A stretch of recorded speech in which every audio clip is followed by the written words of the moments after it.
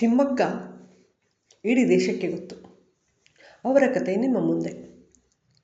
ತಿಮ್ಮಕ್ಕ ಮತ್ತು ಅವರ ಪತಿ ಬಿಕ್ಕಲು ಚಿಕ್ಕಯ್ಯ ಅವರಿಗೆ ಮದುವೆಯಾಗಿ ಹಲವು ವರ್ಷಗಳೇ ಕಳೆದಿತ್ತು.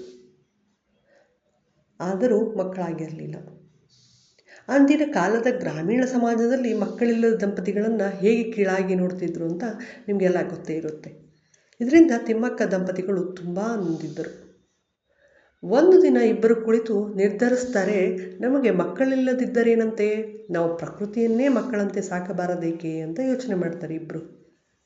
ನಂತರ ಆ ದಿನದಿಂದ ಶುರುವಾದ ಬದಲಾವಣೆ ಏನಂದರೆ, ಪತಿ ಪತ್ನಿ ಇಬ್ಬರೂ ಕೂಲಿ ಕೆಲಸ ಮುಗಿಸಿ ಬಂದ ಮೇಲೆ ಪ್ರತಿದಿನ ಸಂಜೆ ಮರಗಳಿಗೆ ನೀರು ಹಾಕಲು ನಿರ್ಧರಿಸ್ತಾರೆ. ಕುದೂರು ಮತ್ತು ಹುಲಿಕಲ್ ನಡುವಿನ ರಸ್ತೆಯಲ್ಲಿ ಅಕ್ಕಪಕ್ಕ ಸುಮಾರು 4 ಕಿಲೋಮೀಟರ್ ದೂರದವರೆಗೆ ಆಲದ ಮರದ ಸಸಿಗಳನ್ನು ನೆಡ್ತಾರೆ.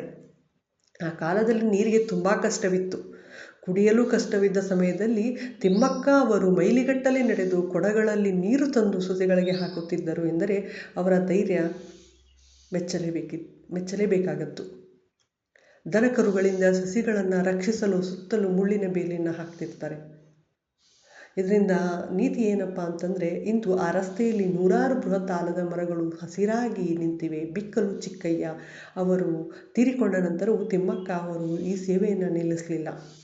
ಇವತ್ತು ಜಗತ್ತೇ ಅವರನ್ನು ಸಾಲು ಮರದ ತಿಮ್ಮಕ್ಕ ಅಂತ ಗೌರವಿಸುತ್ತೆ. ಭಾರತ ಸರ್ಕಾರ ಅವರಿಗೆ ಪದ್ಮಶ್ರೀ ಪ್ರಶಸ್ತಿಯನ್ನು ನೀಡಿ ಗೌರವಿಸಿದೆ. ಇದರಿಂದ ನಮಗೆ ಸಿಗೋ ಸ್ಫೂರ್ತಿ ಏನು ಅಂತಂದರೆ, ನಮಗೆ ಜೀವನದಲ್ಲಿ ಏನೋ ಒಂದು ಸಿಗಲಿಲ್ಲ ಅಂತ ಕೊರಗೋ ಬದಲು ಇರೋದ್ರಲ್ಲೇ ಸಮಾಜಕ್ಕೆ ಹೇಗೆ ಉಪಯುಕ್ತ ಆಗಬಹುದು ಅಂತ ಯೋಚಿಸಬೇಕು. ಗಂಡ ಹೆಂಡತಿ ಒಂದೇ ಗುರಿಯತ್ತ ನಡೆದರೆ ಅಸಾಧ್ಯವಾದುದು ಯಾವುದೂ ಇಲ್ಲ ಅಂತ ತಿಳ್ಕೋಬಹುದು. ಹಣವಿಲ್ಲದಿದ್ದರೂ, ದೊಡ್ಡ ಶಿಕ್ಷಣವಿಲ್ಲದಿದ್ದರೂ ಕೇವಲ ಇಚ್ಛಾಶಕ್ತಿಯಿಂದ ಜಗತ್ತನ್ನೇ ಬದಲಿಸಬಹುದು. ಏನಂತೀರಾ? ಈ ವಿಡಿಯೋ ಇಷ್ಟ ಆದರೆ ಲೈಕ್ ಮಾಡಿ, ಶೇರ್ ಮಾಡಿ. ನಾನು ನಿಮ್ಮ ಪೂಜಾ KM.